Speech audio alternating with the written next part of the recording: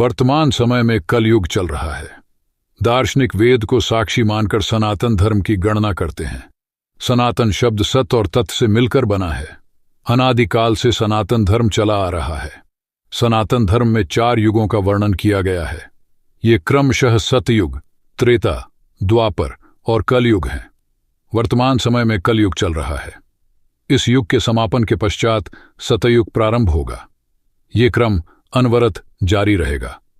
ऐसे में लोगों के मन में यह सवाल पैदा होता है कि आखिर सतयुग से पूर्व क्या था और सनातन धर्म की उत्पत्ति कैसे हुई है। इस विषय को लेकर दर्शन शास्त्र के जानकारों में मामूली मतभेद है।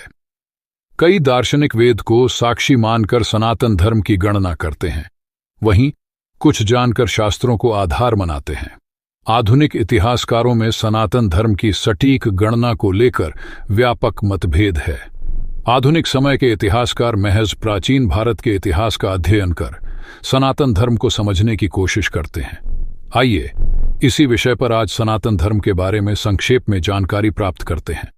सनातन धर्म क्या है? सनातन शब्द सत और तत् से मिलकर बना है। दोनों शब्दों का अर्थ यह और वह है। इसका व्यापक उल्लेख अहम ब्रह्मास्मि और तत्वमसि श्लोक से मिलता है। इस श्लोक का अर्थ है कि मैं ही ब्रह्म हूं और यह संपूर्ण जगत ब्रह्म है, ब्रह्म पूर्ण है। इस सृष्टि के निर्माण के पश्चात भी ब्रह्म में न्यूनता नहीं आई है। कहने का तात्पर्य यह है कि ब्रह्म पूर्ण है। इसे ही सनातन कहते हैं।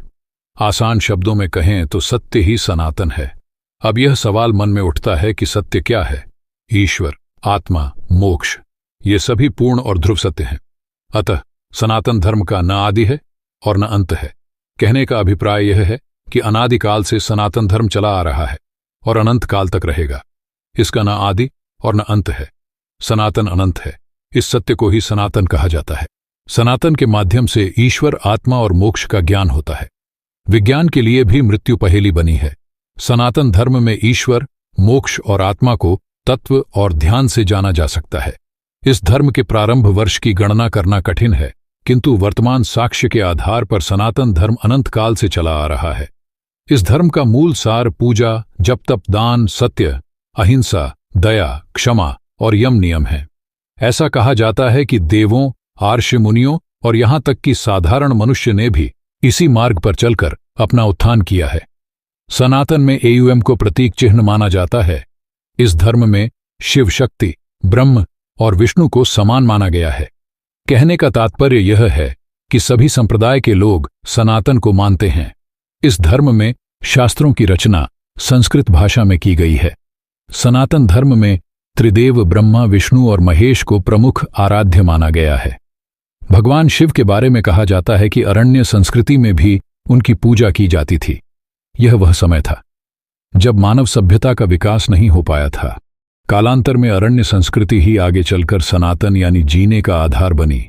उस समय से भगवान शिव को सनातन का आधार माना गया है। विज्ञान वर्तमान समय तक आत्मा की गति को समझने में असफल रहा है। हालांकि सनातन धर्म में ऋषि मुनियों ने ध्यान कर ब्रह्म, ब्रह्मांड और आत्मा के रहस्य को उजागर किया।